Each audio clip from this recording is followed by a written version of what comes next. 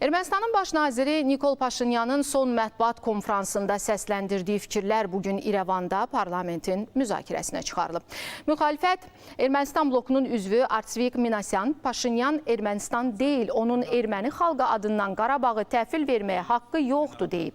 Deputat daha sonra spiker Alen Simanyana, siz parlamentin sədri kimi Paşinyanın Qarabağın taliyi və anklavlar barədə nə düşünürsünüz deyə sual verib. Simanyan isə cavabında özünün və partiya yoldaşlarının baş nazirlə həmfikir olduğunu diqqətə çatdırıb. Digər daşnaq deputat Yeğan Manukyan isə çıxışında Nikol Paşinyanın hüquq mühafizə orqanları və silahlı qüvvələrlə bağlı siyasətini tənqid edib. Stat: Paşinyan ölkədə polislərin və digərlərinin məvacibini artırır. Sərhədi qoruyanların isə yox. Bu onu göstərir ki, sərhədlər onun üçün maraqlı deyil. Aylarla, hətta illərlə soyuq dağlarda keşik çəkən hərbçilər nədənsə Paşinyanın diqqətindən kənarda qalır, deyə Manukyan bildirib.